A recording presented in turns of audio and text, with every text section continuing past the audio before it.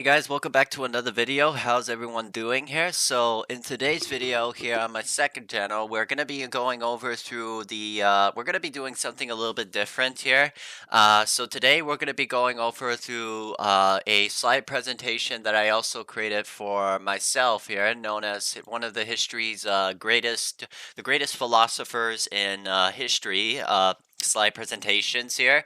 So basically what I'm going to be doing in this video is I'm going to be going over these greatest philosophers in history, and I'm actually going to be doing like both a combination of both history but also another new subject, philosophy. So we're going to be going over through these philosophers and go out through their philosophies, their different theories and ideas here.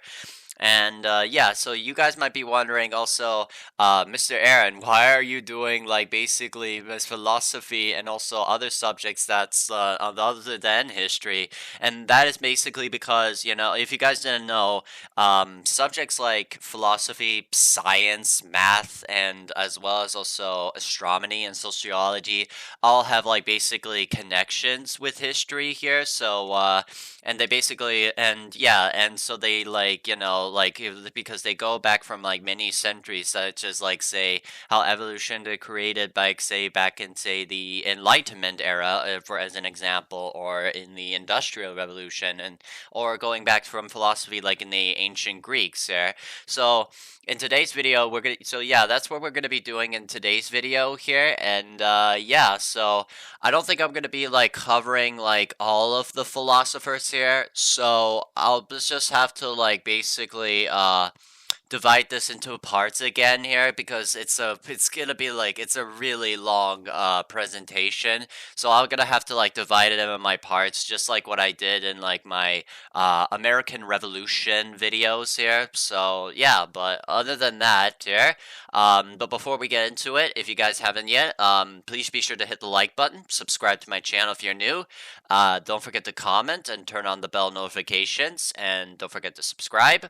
And yeah, so anyways, let's get right into the video.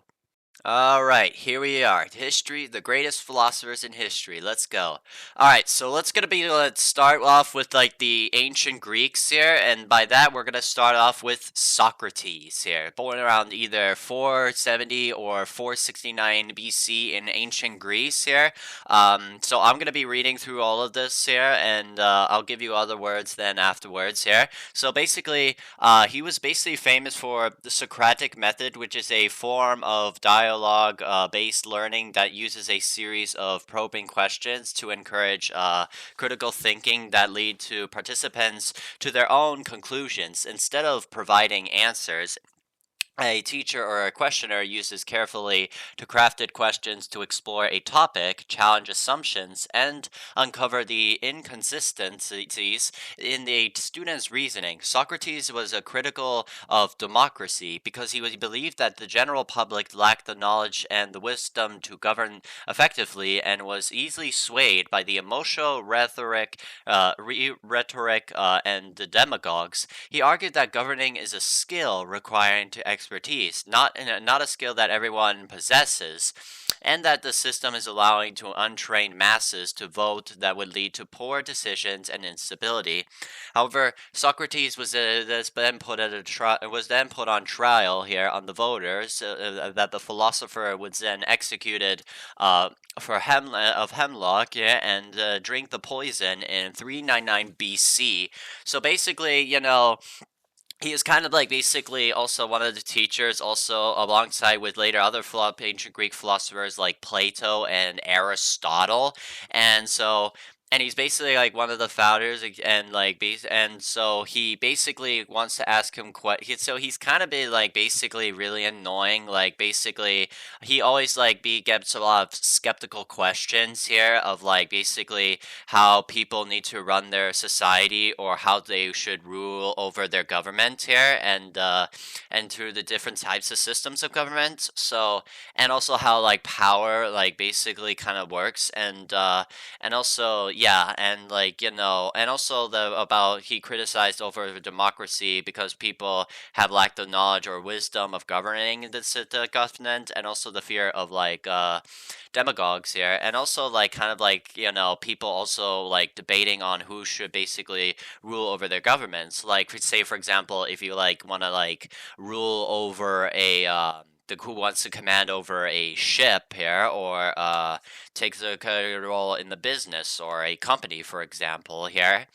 And so that's what's kind of like basically what Socrates' main point was trying to hear. And yeah, and so we're just gonna like let's move on to the next one. Here we go. All right, along with Socrates, we have Plato here, who was born from 428 till he died in 348 BCE. So, so he was basically, who knows who don't know who Plato is. So Plato, he was known as for his philosophy was known for his like Plato would believe that the reality has two realms, the sensible and the physical world, and to the intelligible realms of forms. The physical form is the world is a collection of imperfect copies of these eternal perfect forms like beauty, justice, and perfect triangle, which are the true objects of knowledge.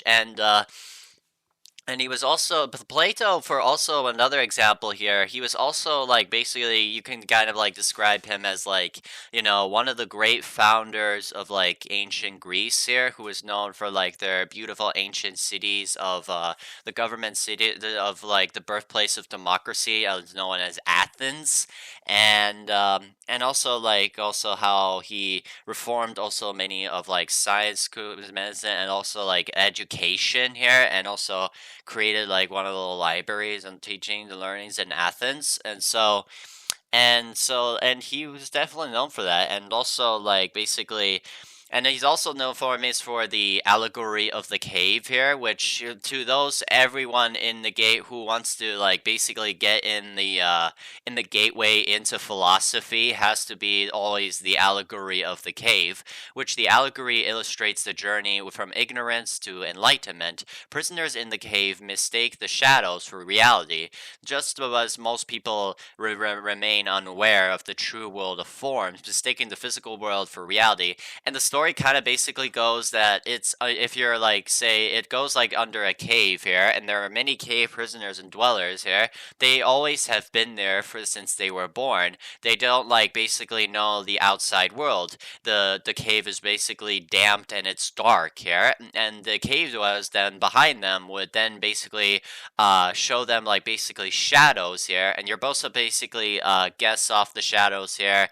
and kind of win. But was suddenly one of the prisoners then basically escapes and then gets out of the cave here, and then basically go outside, and then like basically he gets his eyes that are shunned here, and he can basically see the real world here. Like he can like see the flowers, the trees, the birds, and the animals here, and he can see everything that is in life here, and that's basically the true forms, until he then decides to this cave dweller then decides to get back into the cave here, and suddenly he can barely see here, like it's still dark here, and suddenly he can basically also find the other cave prisoners, and he basically tells them all about how the sun looks like, how the trees and everything. But the others would basically get very angry and become more sarcastic, and then eventually plot to kill him. And this story behind this is like the sun is basically the reason here,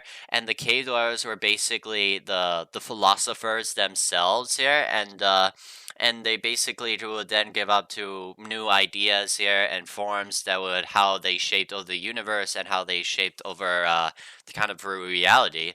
And so the ideas, and then we have Plato's ideal government. So in his book called The Republic, Plato had argued that the ideal state ruled by the philosopher kings who had the reason that grasp through the form of the good and can govern justly. He was critical of democracy, believing it leads to the rule by the ignorant here.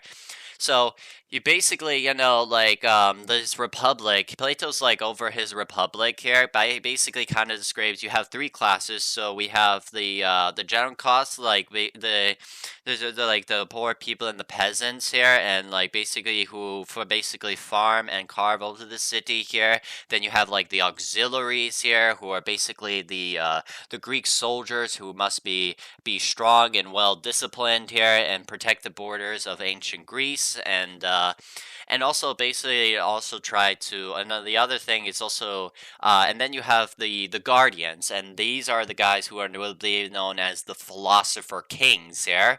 So the guardians would basically have their power here and like basically have their all like basically you basically have like second ruling class of the people here, like through harvest, through agriculture and sculpture here, and also through the soldiers and basically give like basically to protect their borders, such as cities like Athens, and also to like basically trade with like foods, grains, and agriculture and all that stuff here, and that the city and all this system here and and sculpture that was then the city will kind of like function perfectly here, kind of.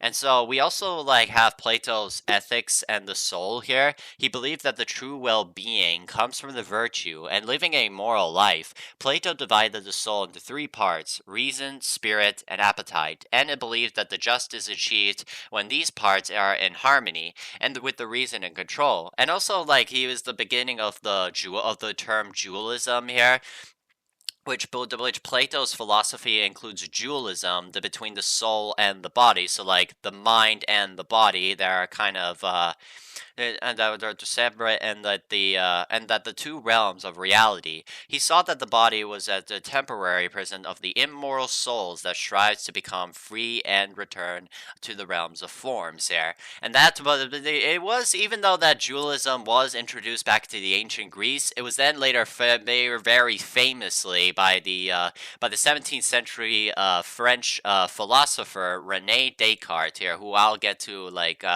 way later here. But yeah, so anyways, let's get on to the next here. All right.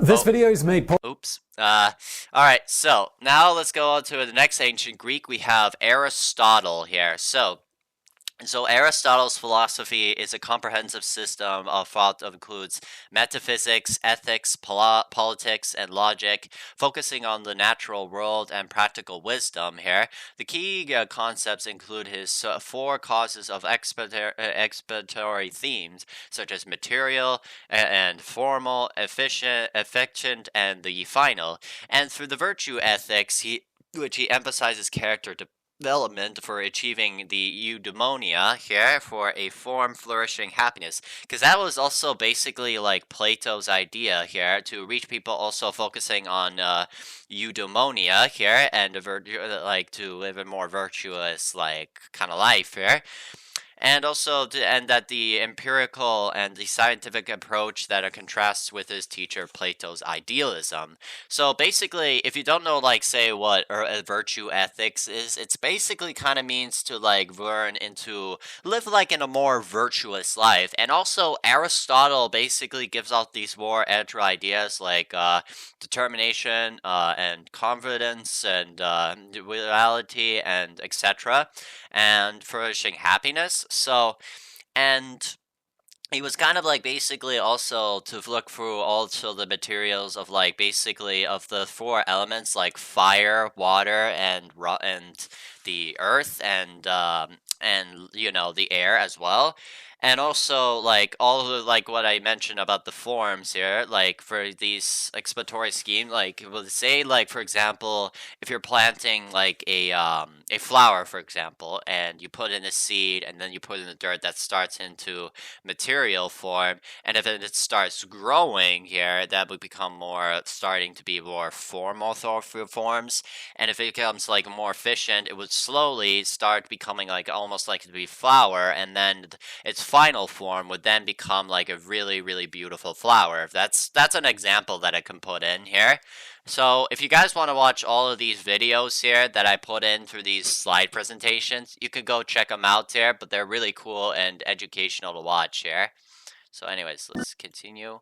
All right, so now the next full of ancient Greeks here, we have Epicurus, and so who is another ancient Greek.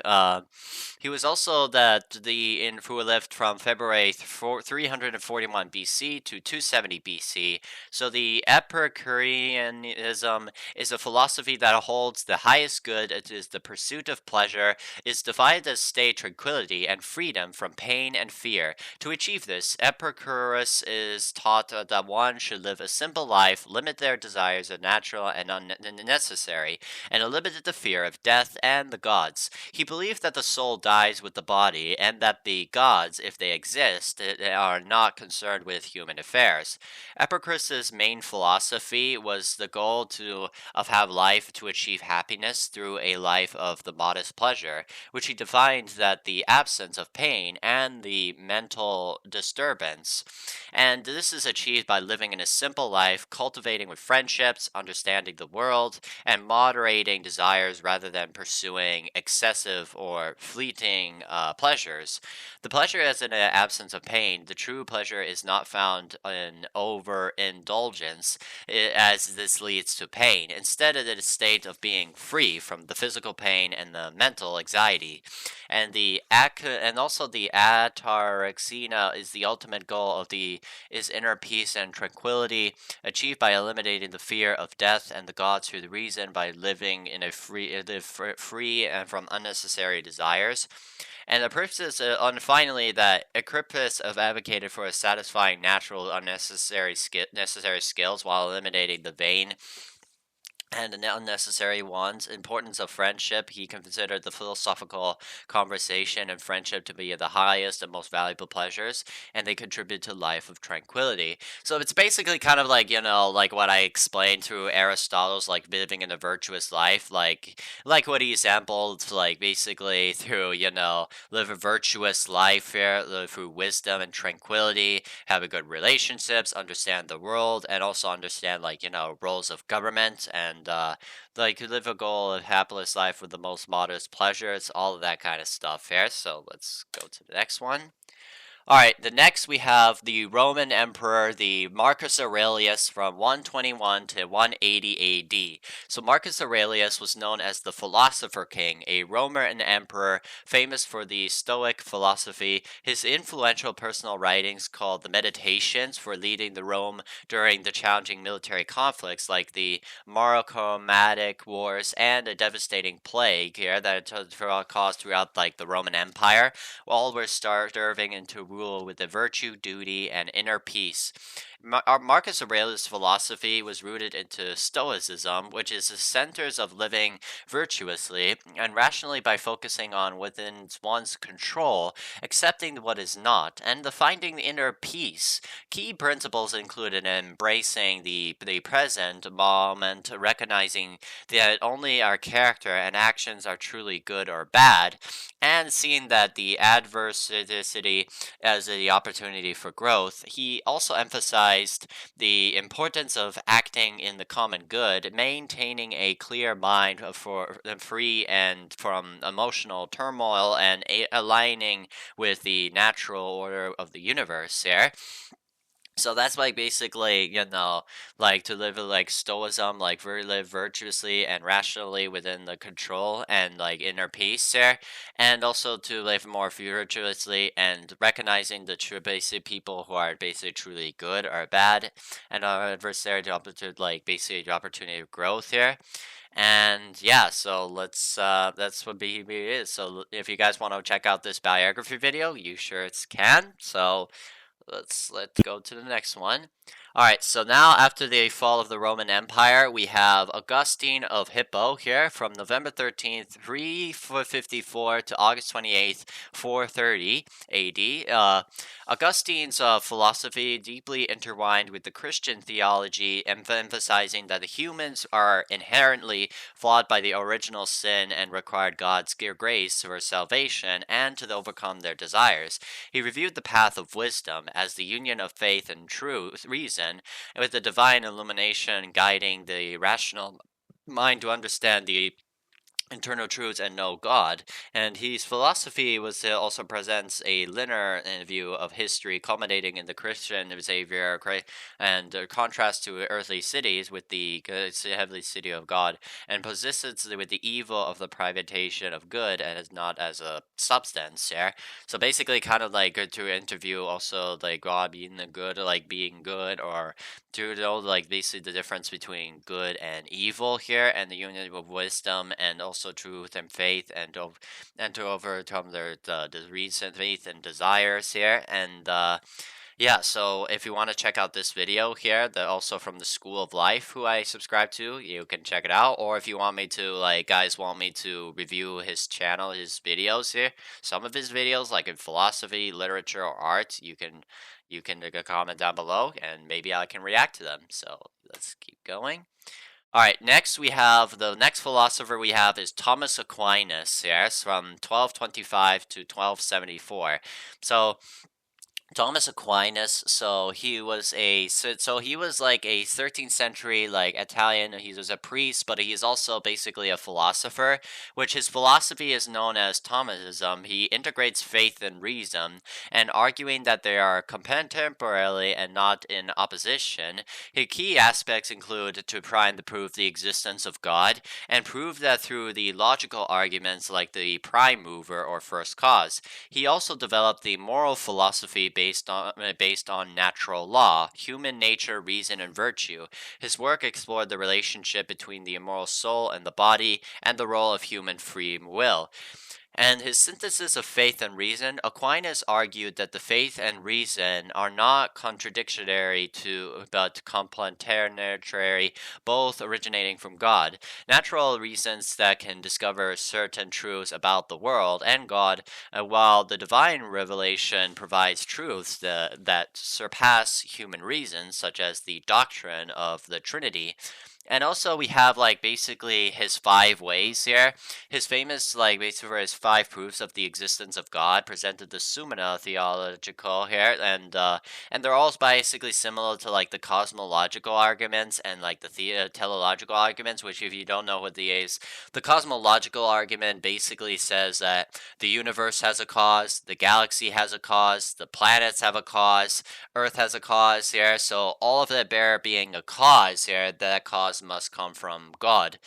And also like the teleological argument basically means that it's more focuses on like basically evolution around the earth here, and to basically go through more evolution, like both life, nature, and how they basically turn out to be human forms, and to from this evolution here form here, it would then also would have to come from God. And so, and it was also all of this was basically on his empirical observation of the world, including arguments through the motion, and as well as also causation of like basically the world, like what's the cause of the elevation of the earth and the universe and the life and nature around surrounding it, and necessity of the guardians of being and the person and design.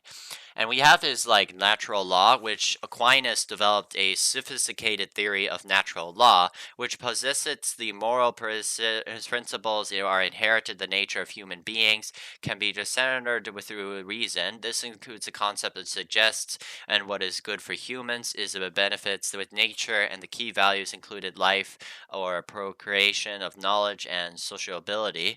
The Aristotelian influence, unlike the earlier medieval thinkers who are more influential by Plato, Aquinas embraced that they integrated the works of Aristotle into a Christian philosophy. He wrote the extensive commentaries of Aristotle's work, adapting the concepts for the four causes and homomorphism and the idea of the material substance of the composites of form of matter to a Christian doctrine. And yeah, so let's go to the next one. Oh. All right, so the next philosopher we have during like the Italian Renaissance, we have Niccolò Machiavelli here. So Niccolò Machiavelli is the most famous of his book, The Prince, the Renaissance political treatise offering the pragmatic, often ruthless advice to rulers that are gaining on maintaining power, leading to the term Machiavellian, describing the cunning, decisive, and unprincipled actions for political gain. And despite other significant and like the discourses on Livy showing the more complex political thought, Machiavellian describes the cunning, defective, and scrupulous behavior, often prioritizing self-interest and power over morality, deprived of the Italian philosopher and himself, and now a key concept to his psychology and as a personality trait, like the part of the dark trait, and marked by the manipulation, cynicism, and the lack of empathy, but capable of understanding others' minds to exploit them. Machiavelli's core philosophy, he centers on political realism, arguing that leaders must secure and maintain power by understanding human nature and acting pragmatically and even ruthlessly, or the state's stability, often prioritizing necessary over traditional morality to achieve political ends, and a concept of the virtue. And the key ideas include using fear over love if necessary, adapting flexibility to fortune, and recognizing that political authorities relies on power, not just rights here. Okay, so that's, yeah, so like basically to have political leaders to understand human nature, pragmatic, ruthlessly, and to stability, to maintain also like power here and to authorities of government here. So let's go to the next one. Oh. All right, so we have the next philosopher we have is Michel de Montaigne here. Michel de Montaigne, I'm not sure if I'm pronouncing his name right, but he's famous for popularizing the essay of the literary genre of his work, the essay, which is a mixed personal anecdotes with the philosophical insight. He also was known for his skeptical outlook, best captured by his famous question, "What do I know?" here, and his influential writing and style contributed to the development of the modern French language here. And it's also like his thoughts on the works of Plato, Aristotle, and everything. He thought it was basically boring here, which was then like he then also Montaigne invented the term essay and made it respected from the literature of weaving it together the personal stories and deep philosophical reflection. His essays are based to become a model for writers such as Francis Bacon and Ralph Waldo Emerson here. And the philosophical skepticism, he is known for his skeptical questioning over the human certainty and the human knowledge, is famously summarized by his motto here, the qui sapienti, what do I know? This approach is rejected the dogmatic thinking instead of promoted critical self-examination, influenced by the language and thought. His clear and direct prose help to influence the language and thought. His clear and direct prose have helped to standardize the enrich the French language and introspective and experiential approach on writing influence that shift the relying on the ancient authority on the more modern experience-based understanding the world here. So yeah, so in here on the world here, and also like the skepticism questioning, like whether we couldn't be known or we couldn't be certain here, and we are like inductive reasoning and everything comes from moral knowledge. If you guys have watched my history of Edinburgh video, where I talked about also later that comes into the influence of the 18th century Scottish philosopher David Hume, who I'll get to in another future video. All right. Next to the philosopher, we have the 17th century English political philosopher Thomas Hobbes. If you guys haven't was like seen, also watched like through another video which I've covered before, which is about the political philosophy here that I of the Age of Enlightenment and the Scientific Revolution video. If you guys haven't watched it yet, please go check that video out in the description below in this video here. But we're gonna go over his philosophy. So Thomas Hobbes here. He was also famous for the early elaborate development of what was become known as the social contract theory here. And so he was introduced to social contract theory based on relation between the absolute sovereign and the civil society, so like the state and the citizens. His ideal of the social contract, natural and immutable rights, and the laws of nature had given significance of the structure of the mathematics of modern government. He had made the book called The Leviathan, which was published in 1651, which emphasized the necessity of the powerful government to establish and maintain social order, and also why people need to obey their governments. And the social contract that Hobbes believed that humans had come from like barbaric chaos known as the state of nature here, in which he described as nasty, brutish, and short, and which the social contract to give the sovereign basically complete control, total and complete and absolute power in order for it to change for protection and order and security. But Hobbes argued that basically that the state does have like basically complete power here, and he will do anything that it desires as long as like basically it keeps his system here. And I'm not really a fan of this, and I mean I do get like the social contract theory, and yes, it is important to get the government and maintain order and protection and security and all, but the idea that it has complete control and absolute power is kind of scary here, because governments, rulers, and dictators were all like basically known for committing horrific atrocities across history, and knowing that your state and your type of government has not that much power with no consequences is not like basically a desirable government or any society you should basically need to live in here. And yeah, so let's go to the next. All right, so now we have Francois de Roquefoucauld here. I'm sorry if I'm mispronouncing some of their names here, but he lived from September 15th, from 1613 to March 17th, 1680 here. He was known, his philosophy was delivered through the concepts of anthropomorphism, which is a cynical and a psychological view of human nature, arguing that self-love is the primary motivator for all actions, including virtue.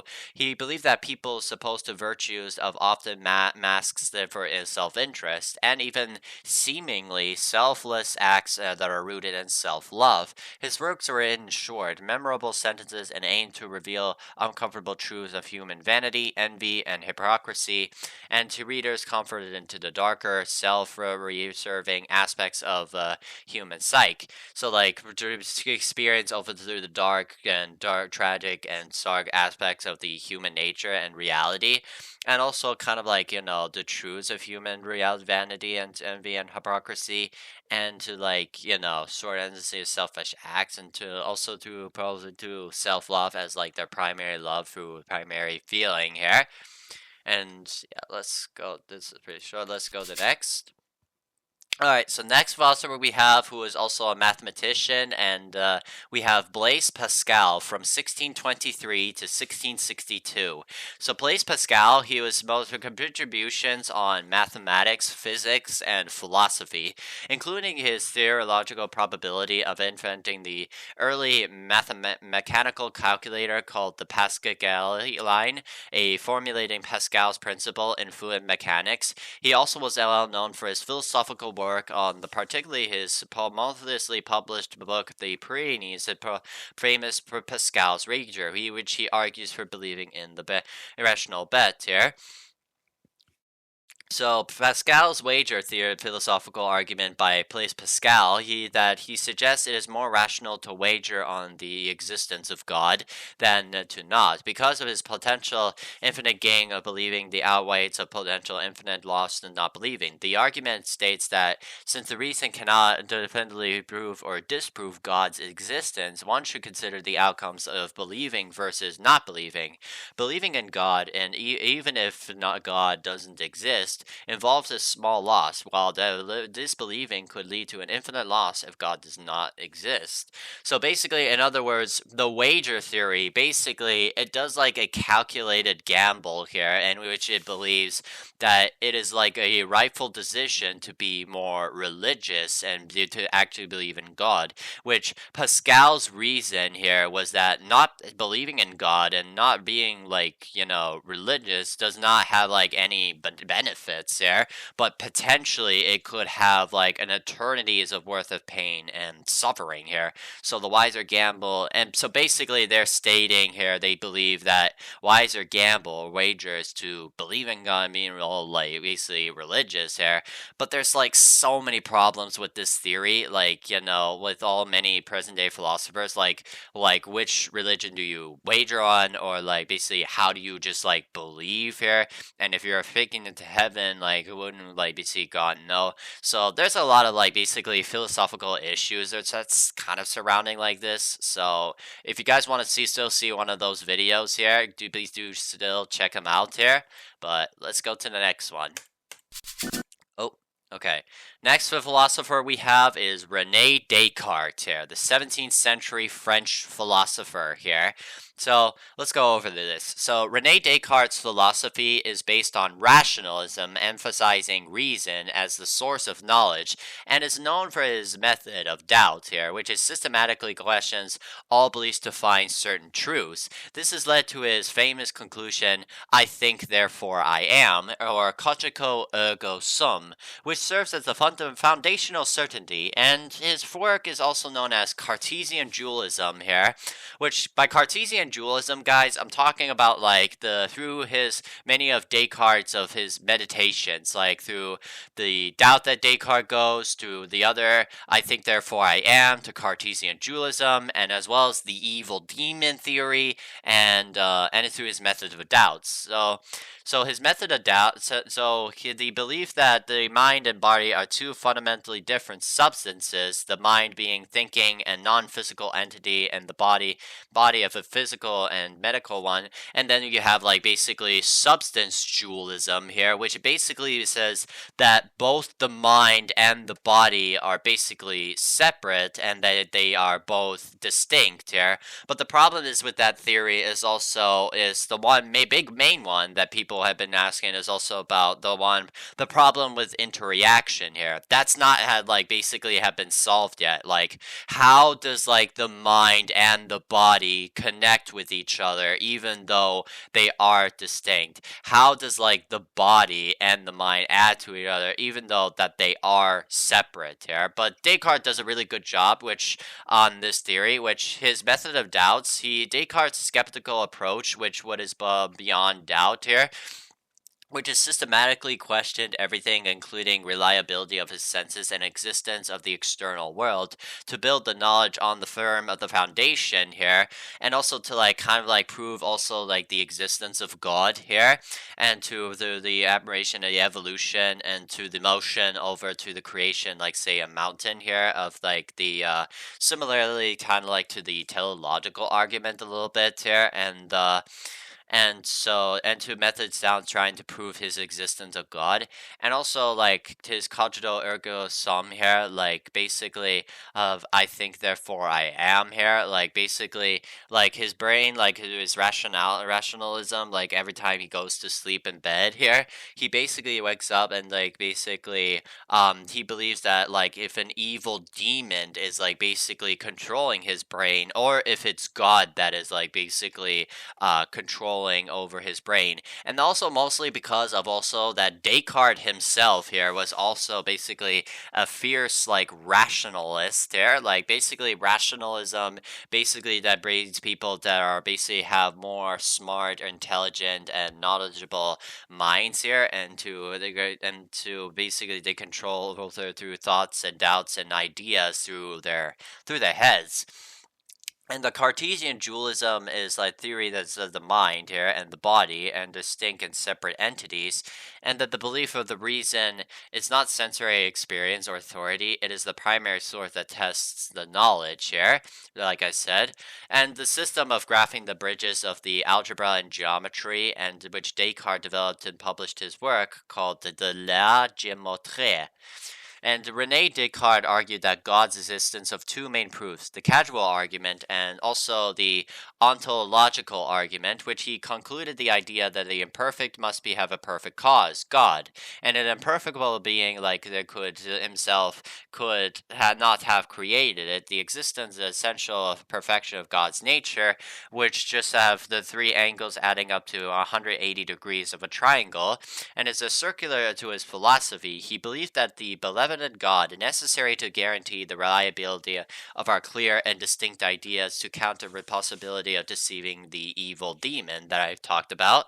So basically, like, if God, so the ontological argument, to guys who don't know what it is basically, since God is basically the creator of like the universe and they created all the planets and created the world here, and basically if he created all the universe, planets, nature, and all that, and must have perfect cause and perform, and that proved and also that proved that God must actually exist here, which I mean it's kind of like really convincing at sometimes here, because I think later also Immanuel Kant's argument here about in the 18th century Prussia, where he stated that existence cannot be like a predicate, pretty much destroys the ontological argument. So like in other words, we could not like basically prove or like disprove about how do we know like basically how God like basically exists here. Yeah.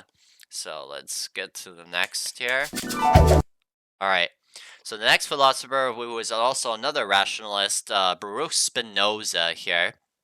So he's also basically another like rationalist, like philosophers, alongside with also Rene Descartes and later also Gottfried Wilhelm Leibniz here, who I think I might get to, I think. And so if you don't know who he is, so Baruch Spinoza's philosophy possesses that God and nature and are one the same substances, and everything in the universe, including humans, is a part of the single, infinite, and deterministic system. This metaphysical view of the form of monism rejects the mind and body dualism and suggests that the mind and body are two different attributes of the same reality, and his ethics are focusing on achieving the blessedness through the reasoning and understanding of God/nature, and which leads to liberation of the passions that cause human suffering and conflict. The metaphysics, the deus sive nature, Spinoza's famous idea that God and nature are identical. God is not personally a single being, infinite, and the deterministic substance of all reality. And he also rejects Rene Descartes' dualism, arguing that the mind and body are not separate substances, but are two different expressions or attributes of a single substance. And the determinism, Spinoza believed that everything in the universe follows the necessary laws of nature, and believed human acts are causally determined. And through his epistemology and ethics here, his three kinds of knowledge that Spinoza outlined the path of knowledge, culminating in the third highest type of knowledge, that's seeing things that are in relation to God and to the eternal perspective.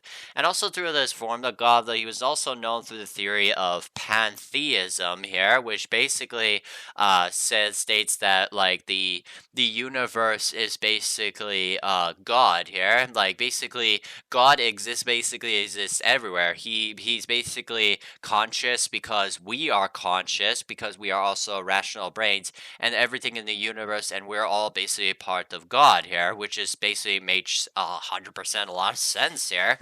And also also his liberation from passions, the goal of philosophy to achieve the blessedness and by understanding the world through reason, which weakens the power of the passions like fear, anger, and sorrow of our lives, and the rational self-control by understanding the deterministic nature of things that can achieve self-control, and the equanimity to free from anxiety over the future of the great regret from the past, and to the good life. He believed that Spinoza also believed that the greatest, highest good of knowledge of God is the true happiness from developing reason and understanding, not from the external things or belief of an afterlife here.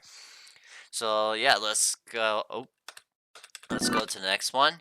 All right, so next philosopher, who is actually one of my favorite philosophers, John Locke here. So he was basically known for, he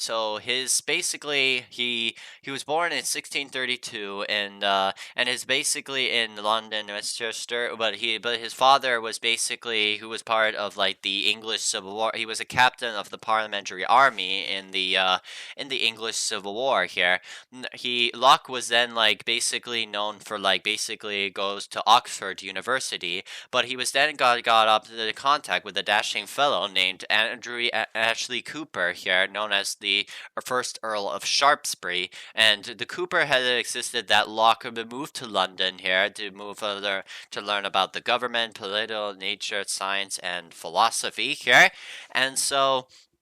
And Locke basically knows like for his philosophy like to how we should educate our people, who should rule over us, and what we should do, like basically people who have like different religions. So all persons who are endowed with our natural rights of life, liberty, and property, and that the rulers who fail to protect these rights should be removed by the people by force if necessary. Which he argues that humans are born to inherit the knowledge and acquire all their ideas through sensory experience, and his political theory advocating for natural rights. He had viewed that the state of nature as peaceful and agreed that there should be governments to work and govern through the citizens here, and how to like basically rule over their governments, unlike say the story from like Thomas Hobbes. And he has also made reforms that also contribute on education, emphasize experimental student-centered learning, and to the development of both character and intellect, and the key aspects of nurturing curiosity with using reason over punishment, building good habits through practice, and tailoring the education of the individual's needs to experiences, and rather than using the remote memorization of the rigid curricula.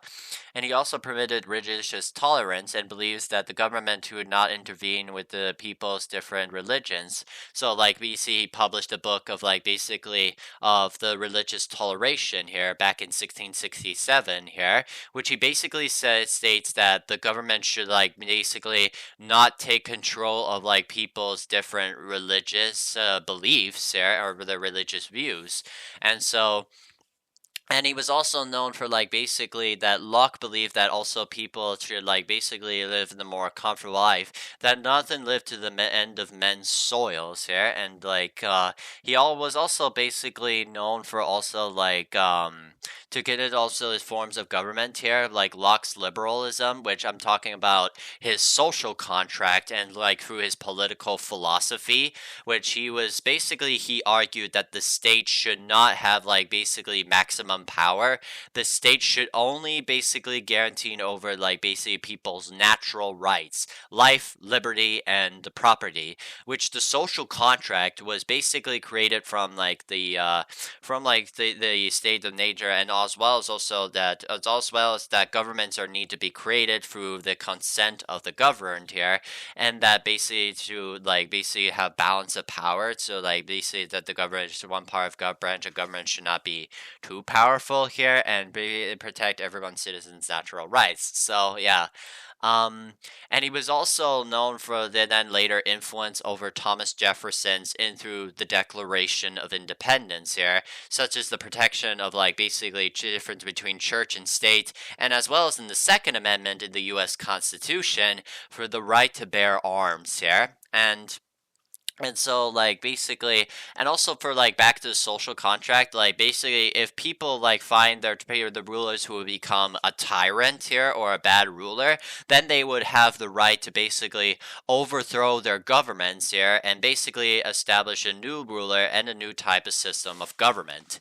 And so Locke was also like basically known for like his forms of education, in which he was then like in which he basically emphasized also like his forms of education, which was published back in 1694 here, and in between also 1697, like also an aristocrat named Edward Clarke had asked Locke to basically raise over his son and heir here, though he's unimaginable and has also a little bit of an education, in which Locke believed that some of the children were into like many of blank states known as tabula rasa here, and he believed that also that people students like the kids also need to have like basically an education that they needed to provide, and also to not also tell like basically the little kids horror stories of like goblins, demons, and the spirits that come to life here.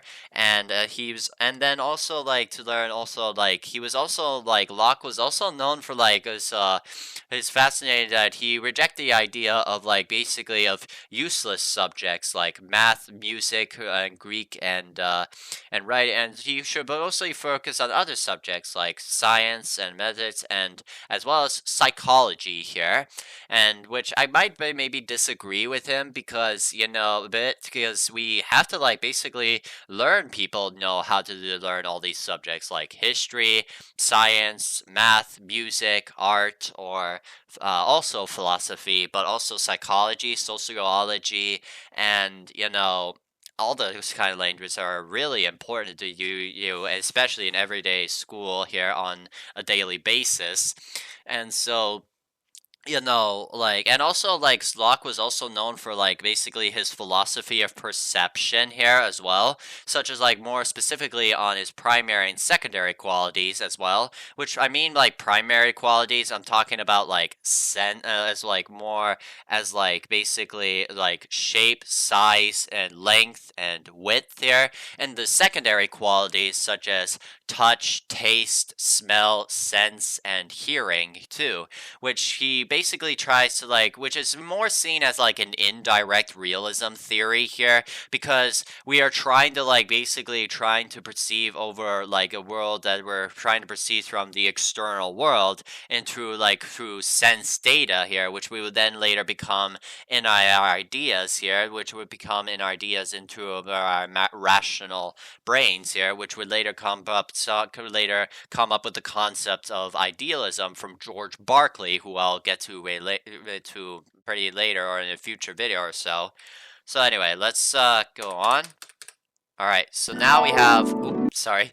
Now we have George Berkeley here. So unlike Locke's primary and secondary qualities, Berkeley basically believes, nah, just forget about like the primary and secondary qualities. All our ideas are basically in the head here. So like, which are in our minds here. In which later on, like he believes that there are ideas, that everything that perceives in ideas in our heads, and that the view of reality consists in the minds and their ideas.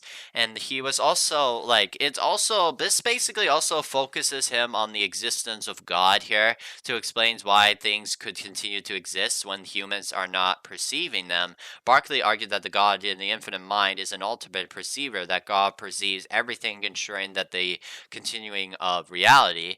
And also that Berkeley was both an empiricist and an idealist here, meaning that he believed also all knowledge comes from the sense experience, and he argued that a sense of the notion of the unperceived material substance, saying the concept beyond sensory experience here.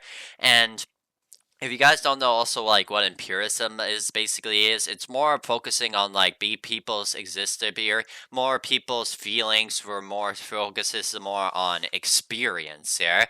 Like for example, we also focuses that also on John Locke, but also later on David Hume, who I might get to another future video, who in my parts in this video. But George Berkeley for his idealism later influenced that Kant, like basically Immanuel Kant here in the 18th 19th century Prussia had created over through his transcendental idealism here, who basically says that both space, time, and are basically our ideas here that shaped over through basically what we perceive and like shaping through the external world, which Kant basically refers to this as like basically the noumena here, to the reality, the existence, and like everything that what we perceive. Whereas later on in the 19th century in Germany, Hegel had basically come up with the idea. He criticized over Kant basically because of his transcendental idealism of like disproving, or how can we like ever prove over like basically of what we're perceiving from like the noumena here. And he basically came up with his own known as absolute idealism, which he basically said he pondered more on concepts such as cultures, traditions, and society. And he basically says that these ideas are not like external objects, nor are they like, external separate ideas. They are more like shared ideas here, and they should develop a shared spirit which across all of space and time. And this spirit is trying to reach like the absolute, and how like basically precedes every reality, everything that we see here, and becomes our minds, and belongs to a people community. How people change, and how people and cultures change, and people change, and also that the spirit of reality and culture and tradition has become that part of what Hegel refers to it. All community is the spirit here. Alright, so let's go to the next. Alright, so now we have Gottfried Wilhelm Leibniz here. So he's another rationalist mind here, along with Spinoza and Descartes, but his philosophy is centered on the idea that's composed of simple mind-like substances called the nomads, which are called non-physical, that do not interact with each other. This is connected to the famous of the best possible world thesis, arguing that our world is the most optimal one God could have ever created, and balancing variety and simplicity. So in other words, like, he believes that basically that God had basically created that he could have created the best ever possible world that he could have basically ever created here. And the other key concepts include the principle of sufficient reason, like everything exists for a reason, like a principle of the contradiction, like a statement cannot be both true or false here. And yeah, so that's basically about it here. That was my first part here. I've almost covered a hot chunk here. So yeah, I think this is probably a good place to stop the video here. So yeah, I'm gonna be continuing maybe at the future video. I'll probably do a second part here, which I'll continue right here in 19 about David Hume, and then yeah, so anyways, but I hope you guys basically learned something new here, and if you guys did, and if you guys want me to make more videos here, and I'll send you guys also the videos and links. And if you want to learn more about these different philosophers here, I'll send like maybe a Wikipedia page to learn more. And if you also want to like basically learn and watch one of their videos, like from Philosophy Vibe, or like and as well as also the School of Life, you can basically watch them, and like the videos are to be also in the link in the description below. And I'll also put the link of the link in description of the history of Edinburgh of the philosophers, like I mentioned, David Hume and Adam Smith.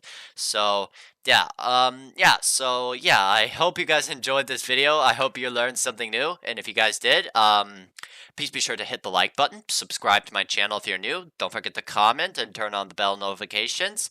And yeah, so anyways, I'll see you guys in my next video. So Mr. Airon's out. Peace.